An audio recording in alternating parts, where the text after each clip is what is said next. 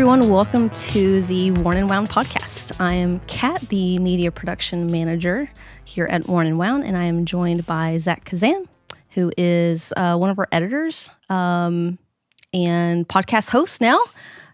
Yeah. Time on screen. Occasional podcast guest. And yeah. We're all all of the above. Yeah. Here at Worn and Wound. I always have to just carefully not say 10 and 2 because I said it for so long. It's kind of hard to remember not to say it anymore. Yeah, I think that I can still remember like how I would answer the phone at like my first job in high school, and like there are times when like the phone will ring and I'll want to be like, "Thank you for calling Hoyt Cinemas," and like it's been years that place doesn't exist anymore. I love that. So I love it. Well, how are you doing today? I'm doing well. It's good to be on the podcast. This is a different arrangement for the podcast. We got no Blake, no Zach. No Thomas. Crazy. Two kids running around. They've given us the keys to the candy store. It's weird. I don't know. Yeah. Well, that's great. And, we're working hard. We've got a big, huge show coming up. That is a wind-up watch fair. You guys have heard us talk about it. We talked about it on the last podcast. Nellie and Blake came on, and we're super pumped for that. And we're hoping that if you're in the area, if you're in New York, please come out. It's going to be a great time. There's going to be a lot of surprises, a lot of guests, and a lot of good fun. Really. I hope there aren't too many surprises. Like, I don't know. I don't know how many surprises I can handle. But it will be fun. It'll be a great show.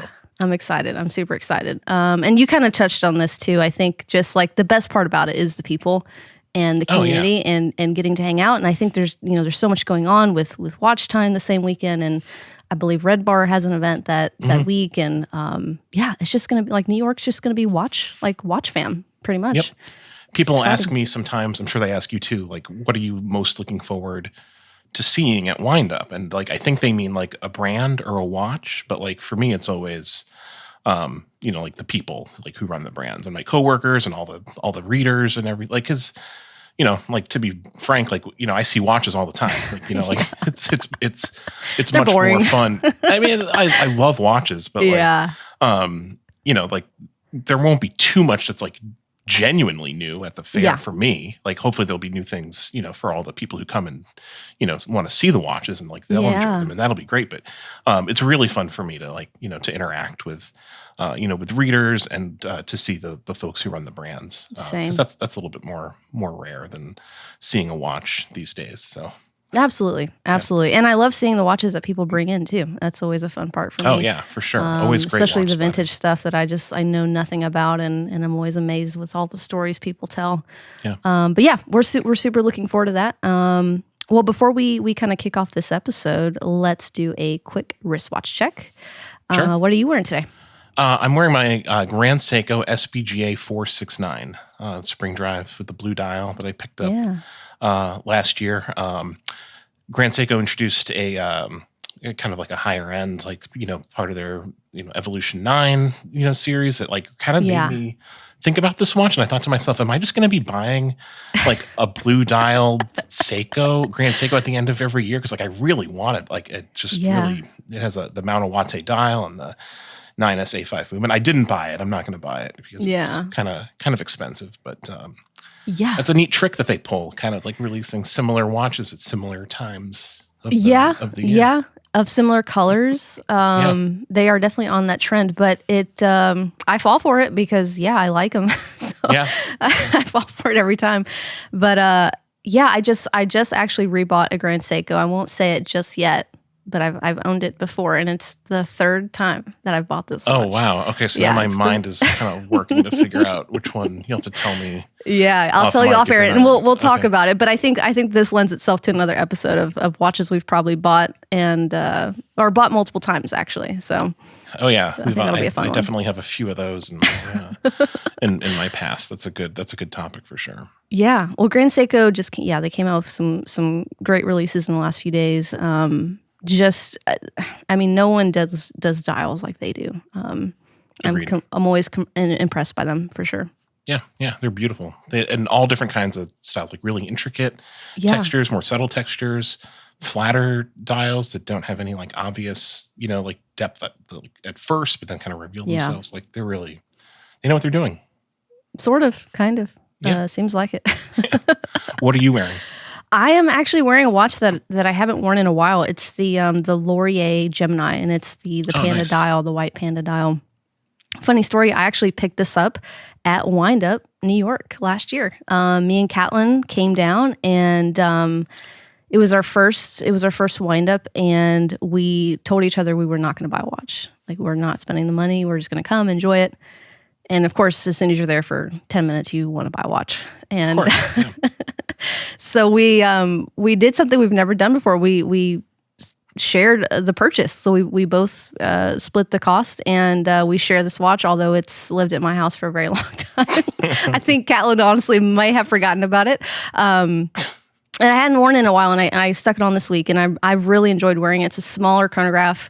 It's manual wind. It's sort of all the things I don't really have in my collection, and it's a really, really fun watch to wear. It's beautiful, and I may even bring it to town when I come in next week. Yeah, the Gemini is great. I remember when you guys bought that watch at the fair, and you guys told me that you were going to share it, and I thought that was insane. How could you share a watch? Seemed like a weird experiment that couldn't possibly last. But I'm glad the watch is still being worn by someone. That's I think it worked out because at the time, we both really had a lot of watches in our collection. I don't really know the status of Catlin's collection anymore, but I still have a lot of watches, and I think you can do it when it's not necessarily a daily wear for you, and you're fine wearing it a couple times a month here and there. And like I said, honestly, I think she just kind of forgot about it. So maybe she won't listen to this. Maybe this will jog her memory. She'll steal it back from me. It's all good. It's all good. I'll give her custody. Do you wear it on the bracelet, or do you put it on a strap? I have only worn it on the bracelet, and I just thought today I should really try to put this on a leather strap. But I think it has 18 millimeter lug width, so I don't have any leather. I don't think I have any leather 18 millimeters. So perfect time to pick up a strap at the Wind Up Watch shop while I'm in town. Yeah. So I'll play with some strap options and figure out which one. I think it's like a white Panda dial, so almost anything. Oh yeah, it'll go with anything. Yeah, I asked because I happen to just love the Laurier bracelet. Like I think it's one of it's really best. Angular. I really like the brush finishing they did on it is really good. It's just a great watch for the price point, and I'm a sucker for Panda dials. Like I love them. And when they're done, really well, and I think they did a really good job with this one. Yep, absolutely. Well, cool. A couple of topics I want to chat about before we get into our main discussion is you recently by today did a really cool article about fake watches online. Well, first I'll have you just kind of expand a little bit on that article, and then we can chat about it a little bit. Yeah, so this is an idea that I've kind of been like kicking around in my head for a while. So it's definitely touches on this idea of on fake watches, and kind of like the way that the watch media, watch YouTube personalities in particular, respond to fake watches. It's a very common YouTube trope, I think, at this point, where it was really popular a couple of years ago, but you still see it from time to time. YouTubers holding up a real Daytona and a fake Daytona, and the super fakes are so good, they just look identical. You really have to get up close to see the differences and whatnot. And I never really liked this kind of content personally. I just always thought it was kind of silly. And also as someone who's I've bought and sold a lot of watches privately. I've kind of been in the hobby for a while. I knew that fake watches just aren't really that big a problem. Most people don't get tricked into buying a fake watch. People end up with fake watches because they want a fake watch, and they go out and they buy one on a replica site. It's not hard to do. And they don't necessarily they don't try to pass them off as real to people on the secondary market. It's just not really a thing that happens.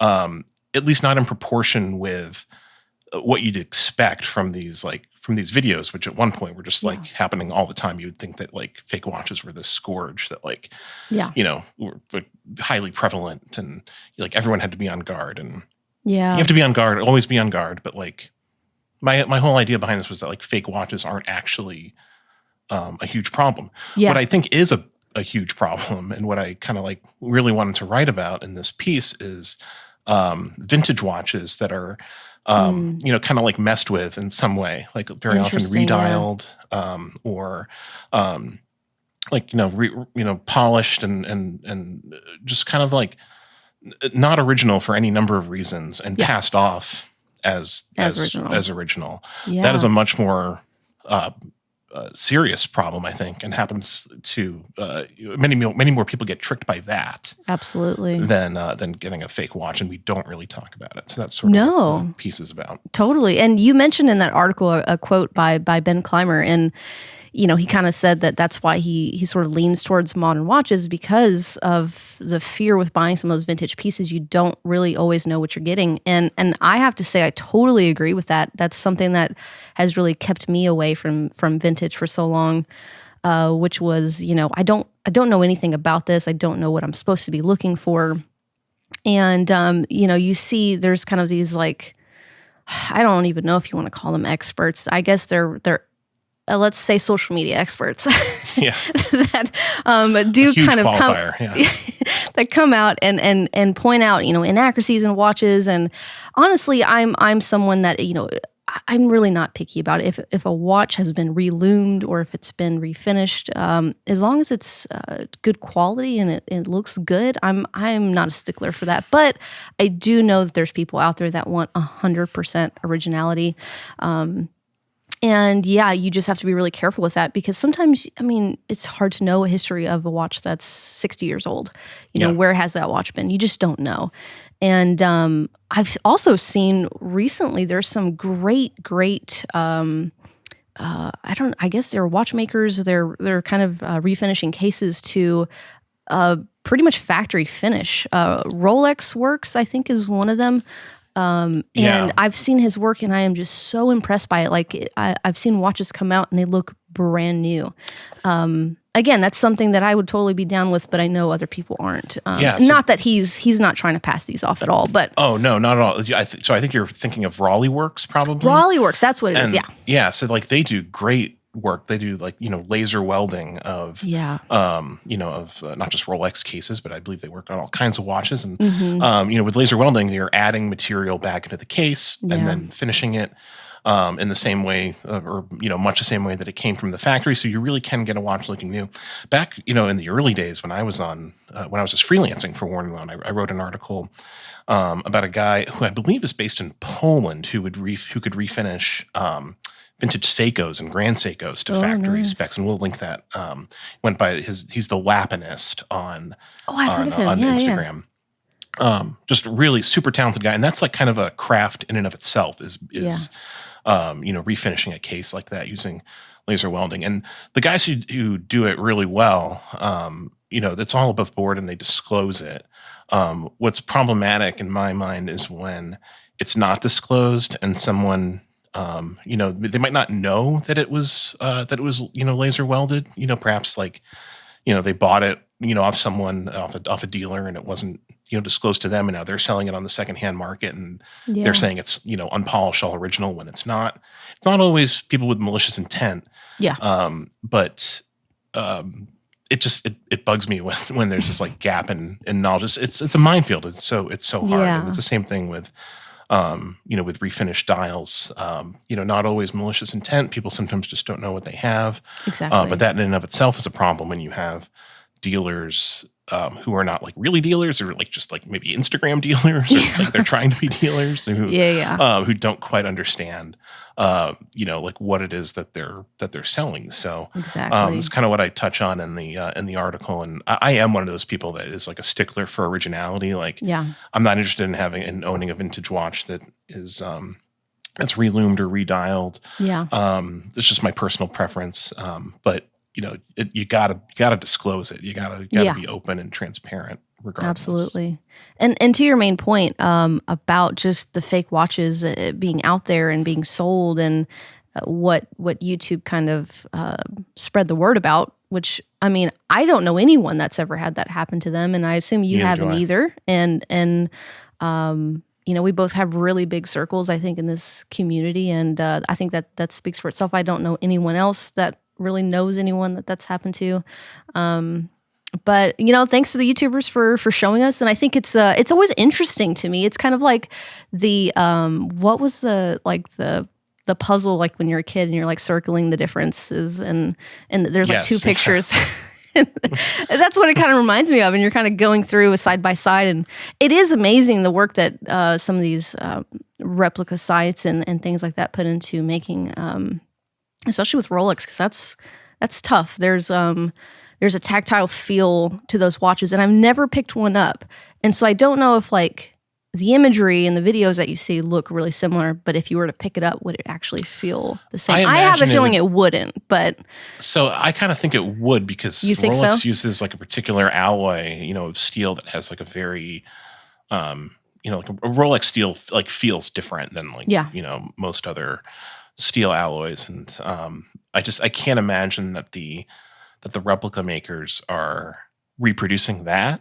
Maybe they are. I don't know. It's been a while since I've like been up close and personal with one. I try not to be around, fake watches. It's just kind of like not my, not my thing. Like, it's like, there's very little I turn my nose up in the watch world, but fake watches, I think it's safe to like, kind of turn your nose at fakes. Like, it's just not,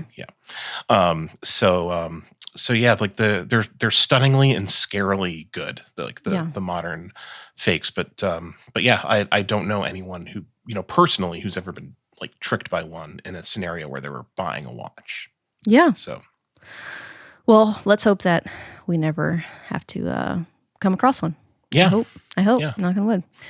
Buy from trusted sellers. Exactly. Well, anyway, really quickly, I just want to touch on another release that came out today, and you'll have to remind me. I don't even have the name of it pulled up, and I'm not sure on the exact model name. But it was the Tag Heuer Mario. Yes. Do you have the name by chance? Yes, I do. So they released two watches. There's a limited edition. They're both limited editions. Okay. One is a Mario Kart Formula One built on their Formula One platform, and the other one. The one that I think is really fascinating and interesting, is getting a lot of press, is the Super Mario Tourbillon. Yeah. Which is I believe the list price is around $25,000, which is like fairly competitive for a tourbillon chronograph. And this watch has Mario in a Mario Kart, racing around in a tourbillon cage. It's great. Yeah. I think it's fun. Yeah, it's really fun. Yeah. And I really think, I'd have to really start to pull up some watches, but for a tourbillon, like I think that's a really good price point. Tag has the name behind them, and they have the history, and I'd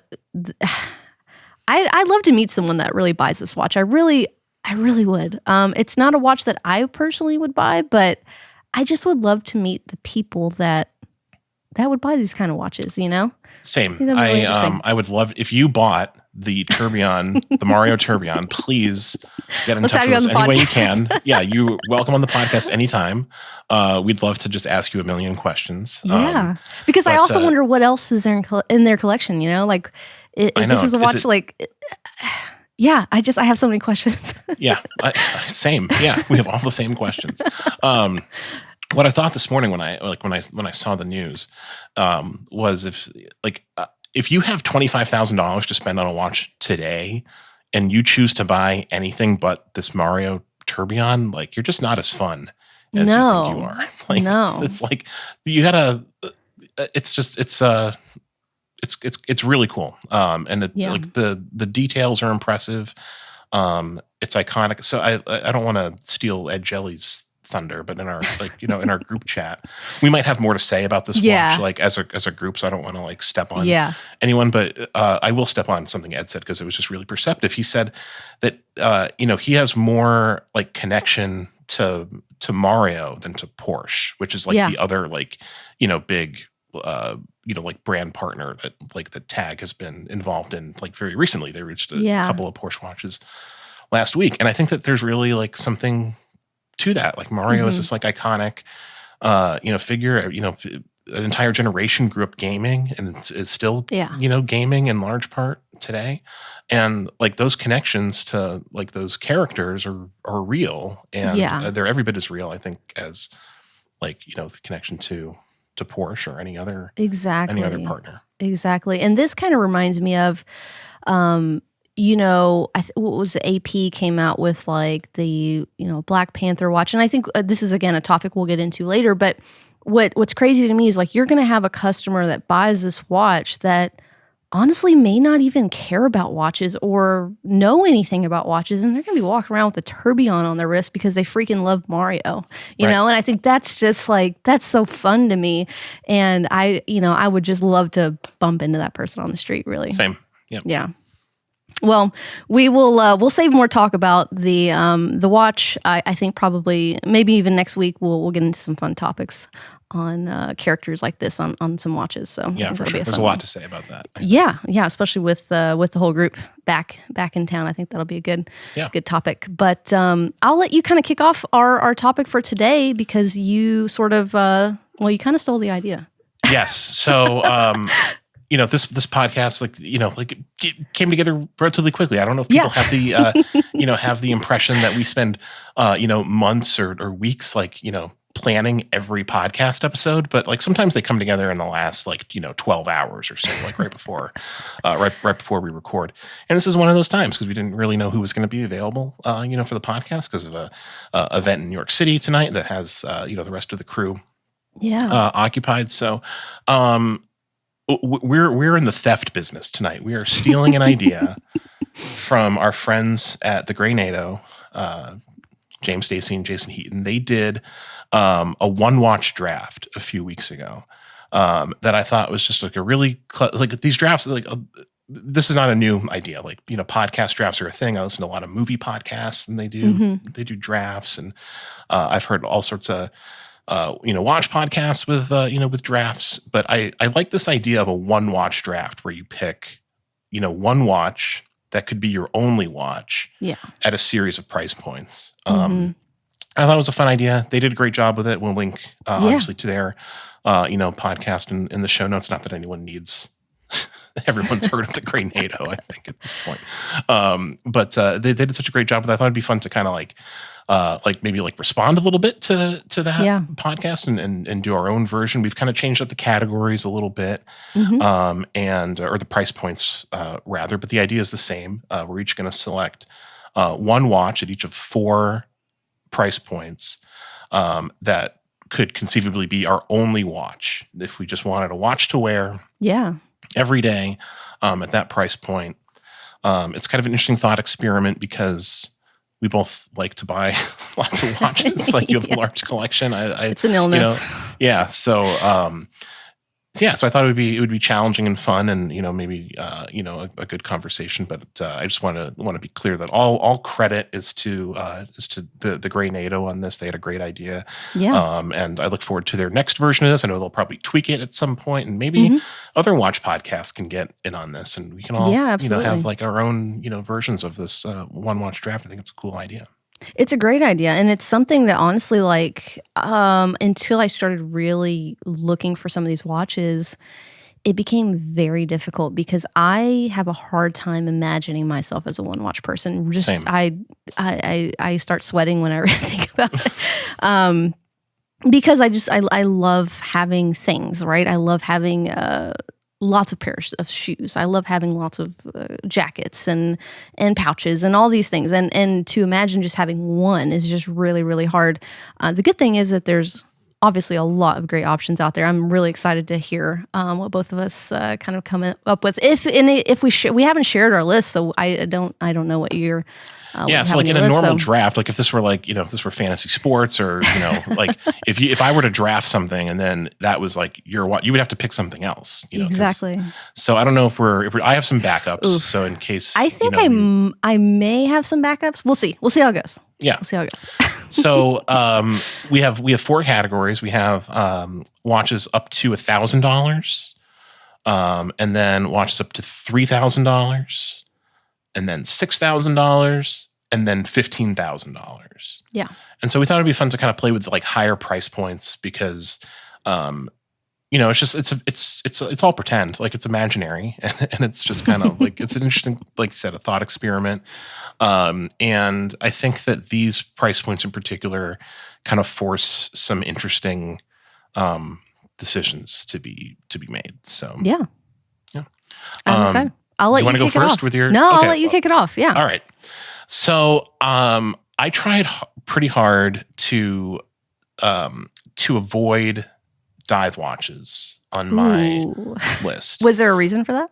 Because I'm not really. So first of all, Jason and James picked almost exclusively dive watches because that's kind of their thing. I started listening to their episode, and I know that I have very similar taste to those guys. So I actually turned it off when they started getting into their list, only because I didn't want to be influenced by either of their decisions. So I may have even chosen a couple watches they did. Yeah, certainly possible. They made some great picks, so it's so definitely possible. But I just kind of, like, as a challenge to myself, I wanted to stay away from dive watches. Yeah. Just because, like, I'm not really like such a dive watch guy, and I think that if I were like realistically, like I don't need a dive watch for daily wear. Okay. That said, my first pick is a dive watch. It's I love it. It's the only dive watch that's on my list. It's the Doxa Sub 200 Shark Hunter on a bracelet, which is $990. This is the black dial Doxa Sub 200. Okay. It's a really cool watch. It's good, like all purpose watch. Doxa has some interesting history that you're buying into. Mm-hmm. I think it'd be cool to have, if you just have one watch, to to be able to like have that as like a conversation piece. It's just something in the back of your mind, like I have this watch that is associated with Jacques Cousteau and like Swiss watchmaking, and it's just kind of an interesting brand at that price point. It has good ETA movement. And I think it just it's nice looking and can be dressed up or down. Pretty well for a sports watch like this. So I think it would work in most scenarios, except perhaps like the very most formal ones. So yeah, that's my first pick, the Doxa Sub 200. I love it, and that's a great pick for a dive watch, and something that I didn't even really think about personally was, versatility with this pick, because it is your only watch. And I think even though that's a dive watch, it has a level of, I don't want to say flashiness to it, but it's got really great polish bits on it. I've seen that watch in person, to kind of level it up against some of the more tool dive watches that you see out there. So yeah, I think that would be a great watch that you could wear in maybe not the most formal situations, but certainly you could dress it up a little bit with a nice like leather strap or something. I think. Yeah, for sure. I love the lugs on that watch. That's I'm a big like lug person. I love like just the angles of certain lugs, and that's one that I really like. And same. Never actually owned a Doxa. Maybe one day. Have you owned a Doxa? Either. No, I've never owned a Doxa, and kind of like my standard line when Doxa comes up is like they never really look good on my wrist, but the Sub 200 is kind of the exception. Like it's just a more versatile. It's a less weird like Doxa. Like that's true. The other Doxas are I think much more like niche items, and probably not like a good choice in my opinion as a only watch. If you're really like committed to that idea. But I think the Sub 200 is just a little bit more down the middle and versatile, and I think it does work on most wrists probably. I think so. I think that would look good on most people's wrists. Cool. What's All your right. pick? Well, I will get into mine. So I knew pretty much immediately that my under $1,000 pick was going to be a Seiko. There's so many Seikos to choose from. Like Seiko. I actually started like I immediately went to just Seiko's website, and I was like, wow, I don't know, and I was really tossed between two models, and maybe I'll give an honorable mention to the second, but I went with the Seiko Prospects. It's the SPB 317. Okay. Kind of your standard dive watch from Seiko. A lot of history in the case of this one. Black dial. It has a date. This one, looking against your Doxa, it is much more tool-like, a lot of brush finishing on it. And, you know, I'm a massive dive watch fan. For those that know my collection, it's very heavily dive watches. I don't know why I don't ever go swimming.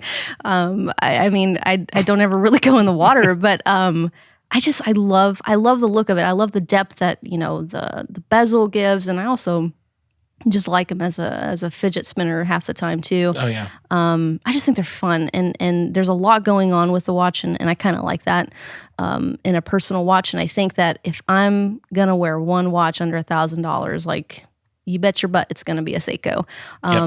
Something else I really like about this brand in particular is, you know, it's the gateway watch, or I guess the gateway watch brand for a lot of people getting into the hobby. You know, you go. Well, that doesn't matter though for the purposes of a one watch collection. Well, for this, but what I think is great about Seiko is, like, you know, it is for a lot of people, or, you know, even brands like Hamilton and Tissot and some of these others that you kind of go through and you filter through as you build your collection out, and you kind of move on from certain brands later on. I know I certainly have. But one brand that I haven't moved on from is Seiko. I always come back to it, and even though as my collection grows and grows, there's always a Seiko that comes out that I just love. And that's just something I just really love about the brand. Yeah, that's a really good point. And, it's you can always kind of like return to Seiko. Like it's it's really like kind of unlike any other brand in that it's completely accessible to anyone who wants to get into watches. They make watches that are, you know, you can still get Seiko 5s on Amazon for like $50 or $60, I think. So like, you know, literally anyone who wants a watch can buy into Seiko, and the most accomplished long-term collectors will still respect Seiko at all price points and wear them. And there's really no other brand like that. No, misaligned bezel and all. I love them, you know? Yeah. What was your first Seiko that you bought? Do you remember? I think I probably had like one of those cheap Seiko 5s from Amazon. At some point. The first one that really made an impression on me and was like, you know, that I really loved, that like kind of like was part of my like watch enthusiasm, was a Seiko Monster. Ooh. It was like I think it was second gen Seiko Monster, an orange Monster. Just a fantastic watch. Like really bold. really bold.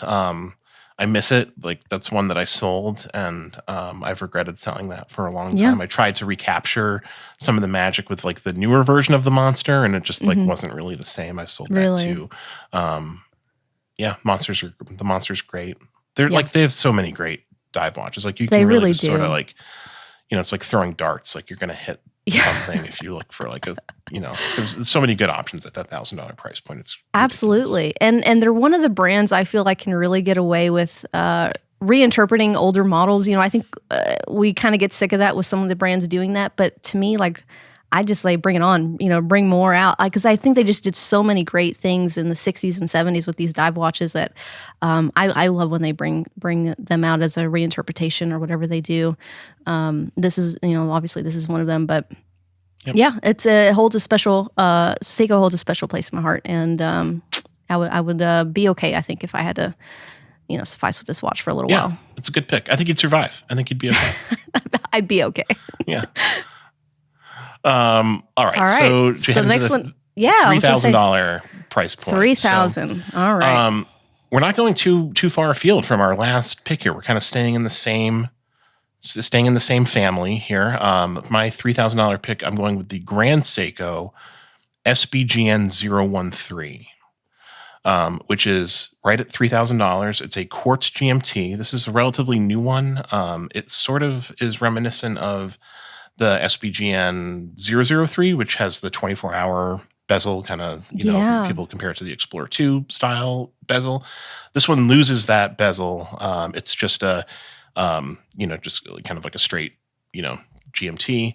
But I mean, I love Grand Seiko. Grand Seiko is basically my favorite brand. I don't think listeners will be surprised to hear that. And I owned the 003 for a while and loved it. And I think that this one doesn't have like some of the sporty charm of that one, but I think that actually might make it better as an everyday watch. Like you lose that 24-hour bezel, and it can now be like dressed up a little bit more easily. And it's quartz. Grand Seiko's quartz watches are fantastic, super accurate, which is just a really impressive thing and like a very important part of their watchmaking history. And it still has all of the like Grand Seiko like Zaratsu finishing and the diamond cut hour markers and those it's got all the bells and whistles that you would expect with Grand Seiko. So I had to get a Grand Seiko in there, and I'm totally pleased to get the quartz GMT. It's a great complication too, a totally useful functional complication, a true GMT complication with a where you can isolate the local hour hand. So that's a great pick. We're not too dissimilar because I immediately thought of Grand Seiko, and the one that I was going to pick was above the price point. So I was kind of out, but I saw this one and had never been hands on with it, so I didn't want to go with something that I really wasn't super familiar with. But that's a great choice. And I'm like you. I think if you're going to spend $3,000 on a watch, maybe having like something along the level of some sort of complication. And what better than a GMT, because then you can really just, especially if you travel, like that's a great complication to have. And even if you don't, I love looking at a GMT hand. I don't know why. It's just there's a visual interest there. A lot of times when they do it in a different color, I don't know. It just piques my interest on the dial, makes it pop a little bit more. But so this one, the SBGN 013, is a black dial with, I believe, a red GMT hand. They also make one with like a champagne dial, which you could also go with if you wanted a slightly different look. But I like the black dial for this one, just a little pop of color. So I have a question. Maybe you know this, but does Grand Seiko? I assume that all their models even like their lowest price point, they all have Zaratsu finishing. Like that's just kind of standard to Grand Seiko now. I think so. I mean, they have it to like varying degrees. Like certain case shapes like lend themselves to like Zaratsu finishing in different ways. Like the 44GS case, which Zach Weiss wrote a great article on his his personal Grand Seiko, which is 44GS style case. Which like that case is like made for Zaratsu finishing. It doesn't work without that Zaratsu polishing because it has these really wide wide bevels and all these facets, and it's just like it's why Zaratsu polishing like works when you have a case like that. I have an SBGW 283, which is a smaller 37 millimeter kind of like dress style watch, and that case is like a little curvier, and it doesn't have those flat edges. It has some, but there's not as dramatic as some of their other cases. And I believe technically it's still Zaratsu polishing because they use that machine to polish it, I think. But it's not, it kind of just presents in a different way because the case is different. It's not that sword-like finishing, I guess. With those harder, lines and angles.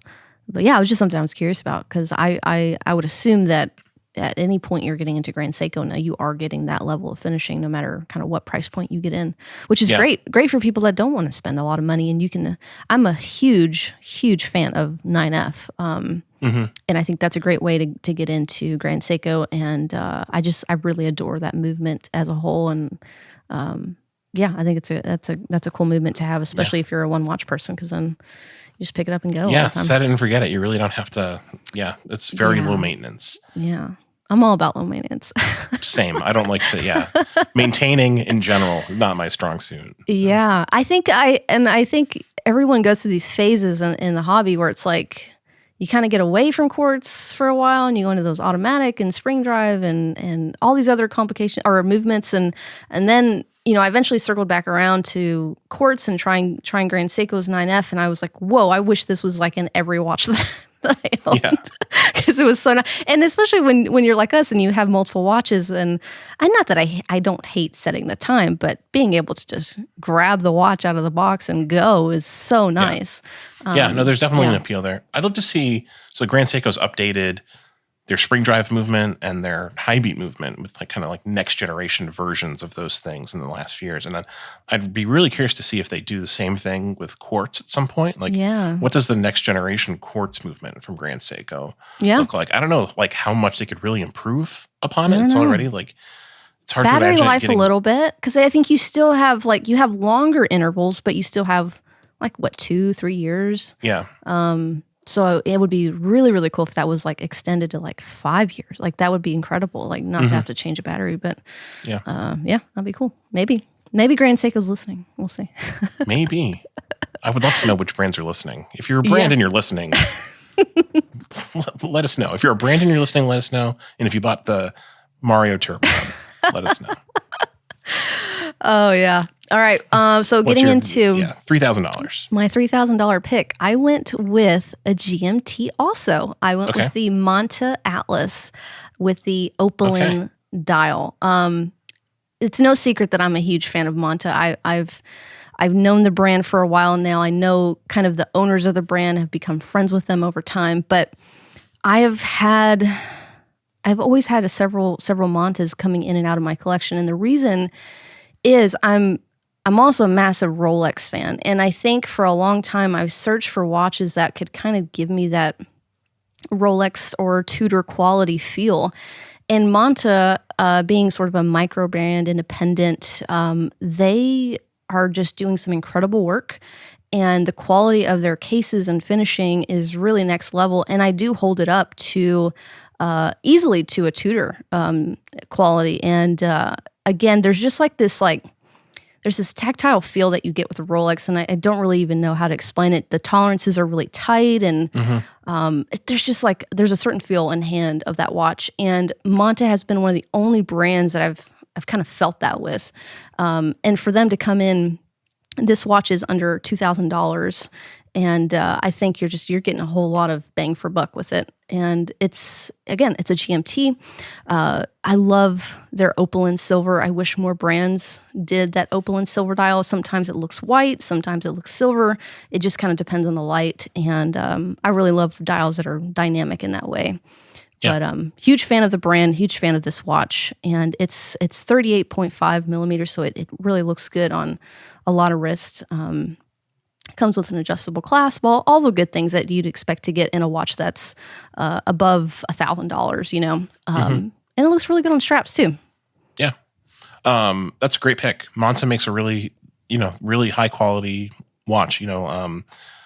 Thomas just reviewed a slightly more controversial Manta, which seems to have like divided the internet a little bit in their approval or disapproval of it. But the Atlas is far less controversial. I think everyone kind of likes the Atlas. It's very much its own thing. And you're totally right about the feel, and it's something that's like very hard to convey in writing about a watch. It's a cliche to say like you just have to put it on your wrist and you just have to hold it. But like it's really true sometimes. Like you don't quite get it until you can like really like you just like see like the how like tight those tolerances are like in person and how well finished and well machined everything is in person. That's something that like you just have to hold the watch in your hand to understand. And I think Manta kind of like sets themselves apart in a lot of ways in how they do that.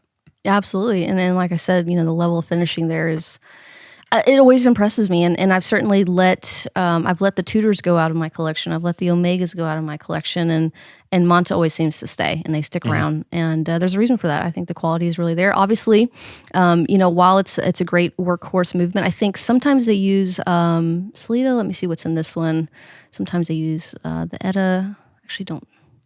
They may not say, because I think sometimes they depends on what they can get. They kind of go back and forth, but you're not going to get this in-house movement, obviously. But at this price point, that's really hard to get anyway.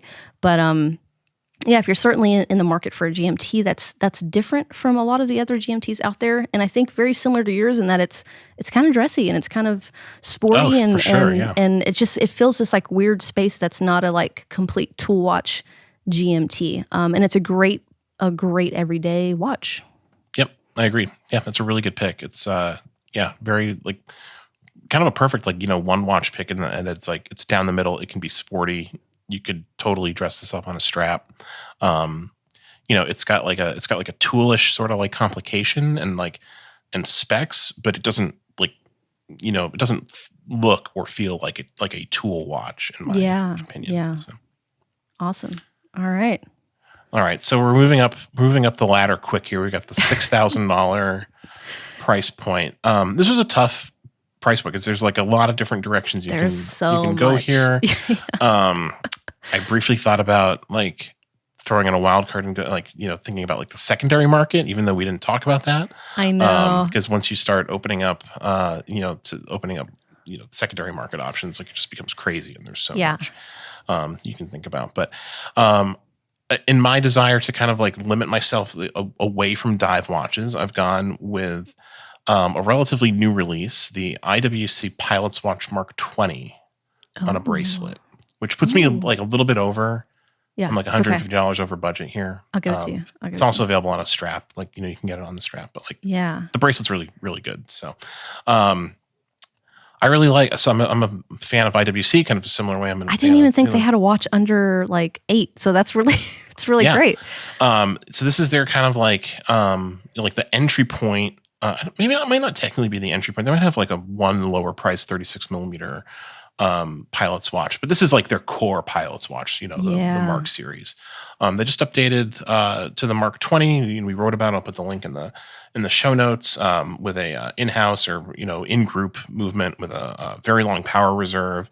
But this is like, I think, kind of the quintessential like go anywhere, do anything, everyday watch. Like I could actually see myself, and I have a lot of watches, but I could see myself at some point ending up with one watch kind of like this, because it's like, it's really all you need. It's like, it's hyper legible, like very, very easy to read. Well sized. This watch is 40 millimeters. I don't know exactly how thin it is, but it's extremely wearable. Looks good on a strap, bracelet, rubber, NATO, if that's your thing. It's incredibly versatile. And it's a really like, spec'd out pilot's watch. Like, it has a high water resistance rating. It's a tool watch that, like, kind of similar to the Manta, doesn't like represent like as a tool, at least to me. Like, to me, it's just kind of like a like one unit of watch, like it's really like a simple, down the middle, easy to understand watch. And it's also got some like interesting history with the IWC. There's a refinement to it. I love their pilot's watches, and I think that's my pick for the $6,000 price point. That's a great pick. And like I said, I really didn't even realize I had kind of that price point. But yeah, IWC is great. I recently bought my first chronograph from them, the 41 collective version, and I think it's the CO3. And I've just been nothing but impressed. I've been impressed by that watch every time I pick it up and put it on, which really surprises me because I'm not a chronograph fan, and they do it really well. It's highly legible, and that's another kind of great point to having a one watch. You would hope that it's easy to read. It's the only watch you have, so you're going to be wearing it all the time, and in an ideal world, right? In our make-believe fantasy here of our one watch collection. Yeah. It's none of this exists. This is all completely made up. Yeah. But no, I think that's a wonderful pick. What was the size on that? Was it 39? It's 40. 40. It's 40. Okay. So that's still, it's really great wearable watch for, I think women and men alike. I think 40 millimeters to me is kind of a standard size now, which back in the day I probably would have said more of a 36 or a 38, and my tastes have certainly changed to, I think 40 is great. I think it's a great size. I think 40 is kind of like, it's the standard size for now. Like, it's, if you imagine like, buying this watch as your one watch, and you're going to, wear it for the rest of your life, which you very easily could do, with a, IWC, it's a very well-made watch. It will always look appropriate, I think, as long as you have it. It's like if you buy like if you bought like a Datejust, a 36 millimeter Datejust in the 80s, when like 36 millimeters was like hot, that was like the standard size, and you continued to wear that watch if you've worn that watch for 40 years at this point, like it just looks like the right size. Yeah. Now, like it doesn't, it's not going to look small if you've been, like wearing it that entire time. I think it's kind of the same thing with 40 millimeter watches now. Like, a 40 millimeter watch from like the 2010s, 2020s will always look. It'll age well. Totally fine. Yeah. Yeah. That's crazy to think. I never really think about the future and like what's going to change. And, we look at these vintage watches that are, 34 millimeter, and that was like kind of the standard for men, in the 40s and even into the 50s. And it's kind of interesting to think about like what that will be, because there's so many options now too. It was like back in the day, there were options, but it was like, okay, everyone kind of did the same thing. And now there's really not that now. But that's a great point. It's an awesome pick. All right, so you cheated a little bit. So I also cheated just a little bit, just a hair. I went over by $200, but this watch, I went with the Grand Seiko Snowflake Spring Drive. Also titanium, which for me is a big deal because I don't typically go for titanium watches. However, Catlin recently bought this watch, and she's come over several times with it, and I'm just enamored with it every time I see it. It's great. It's so beautiful. It's like what the Submariner and the Explorer is to Rolex, I think the Snowflake is to Grand Seiko. It's the iconic watch that is going to live on as being their iconic piece. And I think they have a couple of these, but this one in particular is probably the most recognizable. And just the dial, I'm a huge fan of white dials anyway, and this one is just, the texture on it is incredible. The finishing is obviously incredible, and it's a great size. It's got the spring drive, which is, if you haven't seen the spring drive movement, try to go into a Grand Seiko AD or boutique, because it's kind of mesmerizing, and it just you just want to stare at it all the time. That sweep is just incredible. But this would be my pick. I think it's a great watch. It goes with everything, and that's something I kind of look for in my wardrobe. Is something I could put on with everything, and it'll just match, and I don't have to think about it. Yeah. But, yeah. I mean, the Snowflake is great. It's a classic. I love what you said about it being kind of like Grand Seiko's Submariner. Like it's like their iconic watch, and I think that's like that. It scores points in that realm as like a one watch pick. Like if you're only going to have one watch, it might as well be like the icon of a brand. Yeah. Right? So I think that's a really cool point. I think that makes a lot of sense. Yeah. I mean, I don't have much to add. I'm a huge fan of Grand Seikos. I'm wearing my SPGA 469 is like the same case as the Snowflake, but in stainless steel. Yeah. And so like it's a very well proportioned. Yeah, it's great. I love it. They did really well with this watch, and I honestly don't. It's been out for a while now. I can't even remember the year that this has come out. There's been 2 different variations of it, and I think the one that Catlin owns is the one that says Seiko at the top, and then Grand Seiko. She has the double signed. Yeah, she does, which is really cool. But.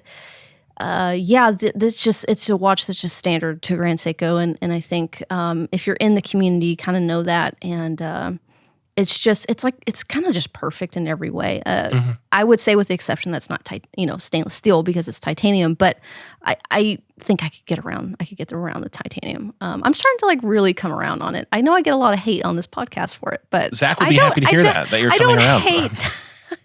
I don't hate titanium. It's not my first pick, but I think in this case, I would totally be okay with it.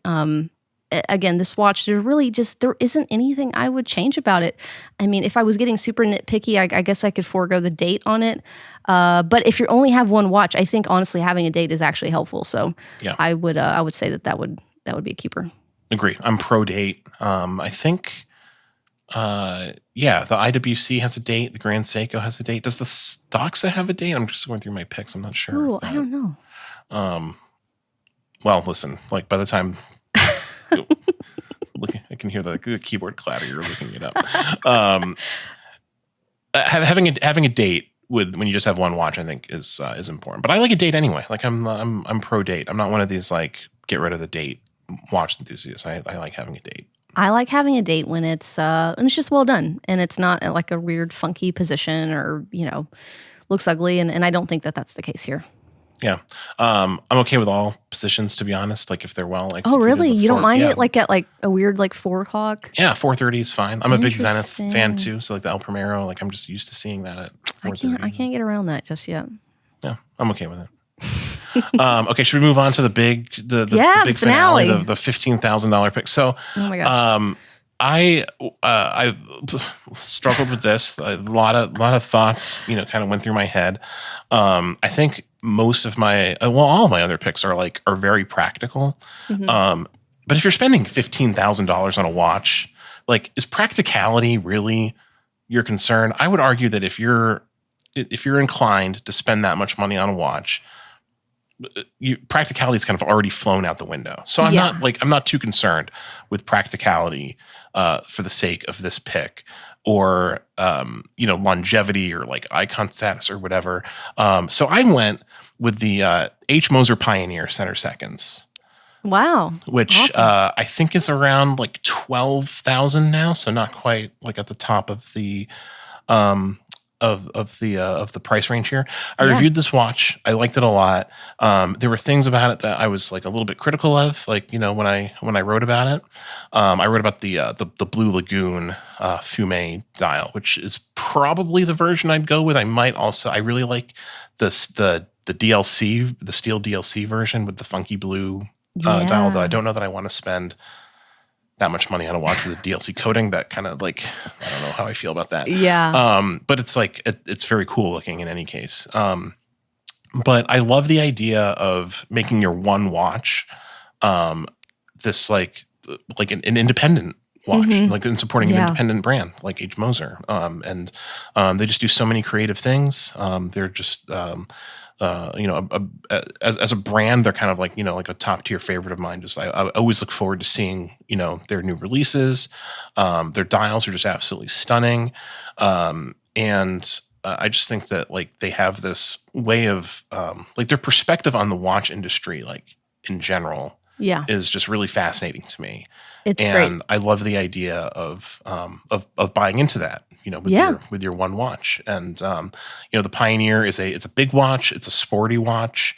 But I think, for me personally, like I have 7.5-inch wrist. I'm a big guy. I could totally wear this watch every day and it would feel like pretty normal. So yeah, that's where I'm going for 15,000. I wanted to go indie with my picks. So that's where I love it. I really love it. And what's funny is that I had 2 watches that I just really couldn't pick between, and that was one of them. Okay. I'm glad we don't have duplicates. Great. Yeah, great minds think alike. No, I ended up going with something else, but I have to agree. Like it's such a perfect watch. I am just like such a massive fan of Moser. Ever since they did the Streamliner center seconds, like that watch for me was the first watch that I kind of just went like, wow, especially seeing it in person. And they continue to impress me every time. And I think this watch, this model in particular, is a great way to get into this brand, because honestly, like I don't see them staying at this price point for very long. Mm-hmm. And they're doing some incredible things. The craftsmanship of the watch is just beautiful and intricate, and this is a wonderful pick. And I have a hard time deciding which one I would want to. I think that Blue Lagoon for me is probably it. The what they call it, the Mega Cool model. Yes, I believe Mega so. Cool. Yeah. My own, and the reason that I kind of like shifted from this watch was the size. That is my own. I've worn the Mad Red version, and it is huge on me. It is a big, because it's all dial essentially. Yeah. And I think it's 43 millimeters, if I'm not mistaken. I think it's either 43 or like a very large 42. It's 43. It's like 42.8 or something. But it it just wears big on me, and I'm crossing my fingers that they're going to do this in a smaller version, like in the next 2 years, and I will definitely probably be picking one up, because I think they're just, the side profile of this case is just incredible. I love it so much. congrats on that pick. That's wonderful. Oh, well, thank you. I worked very hard on this pick, so I appreciate the kind words. Yeah. Yeah. All right. So my pick was not quite as fascinating, but kind of still special to me. So I went with the Rolex Submariner for this pick. I went very practical with mine. I have this watch. I own it in my collection, and I could tell you that I would sell everything today, keep this watch, and be totally happy. It's the one watch that I think I searched for a long time, being a sports watch, dive watch fan. And it really just checked all the boxes. I have the no date version, the 41 millimeter one that came out, I think, in 2020, or I'm sorry, 2021.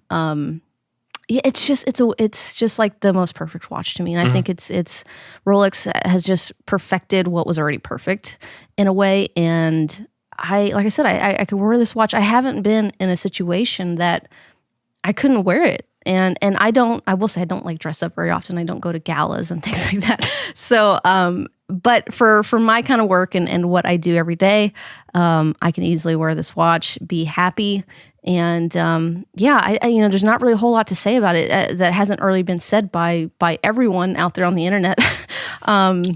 It's a love-hate brand for a long time. Yeah, it's a love-hate brand, but I'm a big Rolex fan. I like what they do, and they do what they do very well, and that's what I like about brands. I like when you do something that's you, it's your DNA, and you just you give it 100%, and there's really no flaws, and I can't find any flaws with this watch.